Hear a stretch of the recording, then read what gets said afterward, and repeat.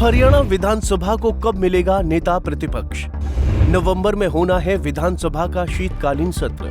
क्या बगैर नेता प्रतिपक्ष के होगी विधानसभा की कार्यवाही?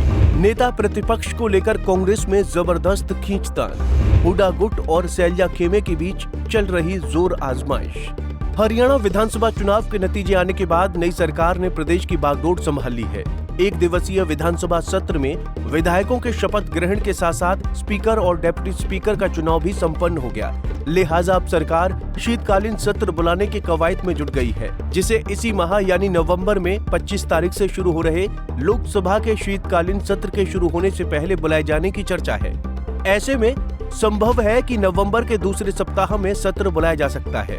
अब यहीं पर बेहद दिलचस्प संयोग बन रहा है, क्योंकि मुख्य विपक्षी दल अभी तक सदन में अपने नेता का चुनाव नहीं कर पाई है। भाजपा के बाद संख्या बल में सबसे अधिक होने के कारण कांग्रेस विधायक दल का जो नेता होगा वही विधानसभा में नेता प्रतिपक्ष भी होगा।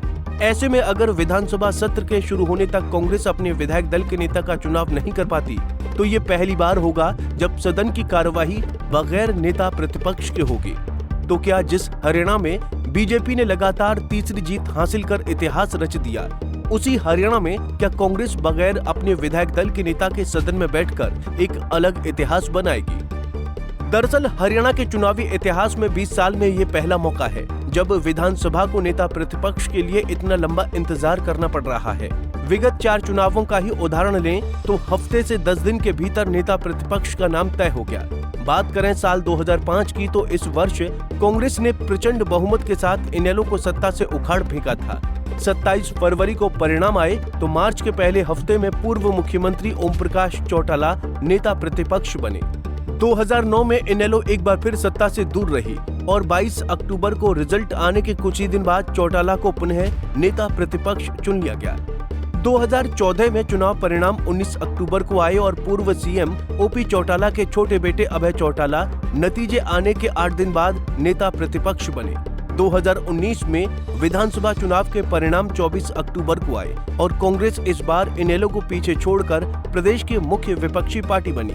लिहाजा 2 नवंबर को पूर्व मुख्यमंत्री भूपेंद्र सिंह हुड्डा नेता प्रतिपक्ष बन गए। इस बार भी जब 8 अक्टूबर 2024 को परिणाम आए तो कांग्रेस अपनी दूसरी सबसे बड़ी पार्टी वाला स्थान बरकरार रखी।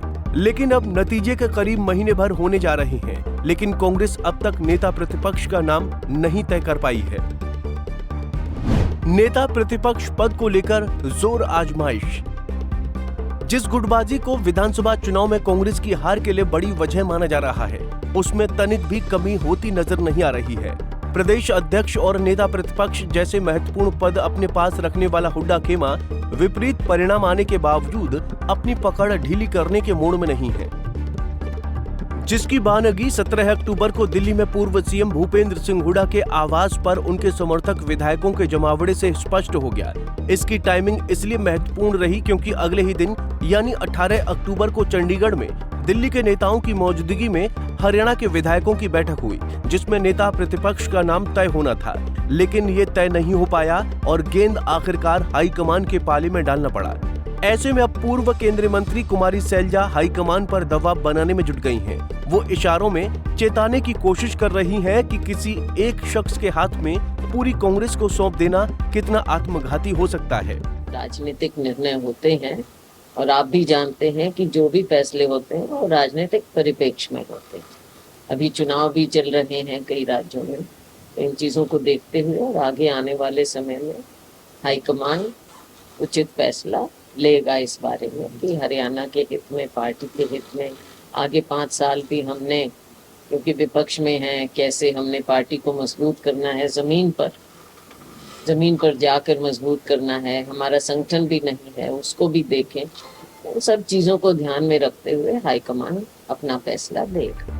बहरहाल अब सबकी नजरें कांग्रेस हाईकमान के फैसले पर टिकी हुई हैं। हालांकि विधानसभा का एक दिवसीय सत्र में भूपेंद्र सिंह हुड्डा जिस तेवर के साथ नजर आए, उससे ये देखने में कहीं नहीं लगा कि वो लगातार उनके नेतृत्व में मिले तीसरी हार के बावजूद पीछे हटने को तैयार हैं। कांग्रेस को इस विधानसभा में कुल 37 सीटें मिली हैं, जिनमें 33 हुड्डा के विश्वास पात्र बताए जा रहे हैं। ऐसे में अपने इस कद्दावर शतपत्र को दरकिनार करना कांग्रेस हाईकमान के लिए आसान नहीं होने वाला। Bureau report, Punjab Kesari TV. हमसे जुड़े रहने के लिए हमारे YouTube चैनल को सब्सक्राइब करें और नई वीडियो की नोटिफिकेशन के लिए बेल आइकॉन को दबाएं। अगर आप ये वीडियो Facebook पर देख रहे हैं तो लाइक जरूर करें और ज्यादा से ज्यादा शेयर करें। धन्यवाद।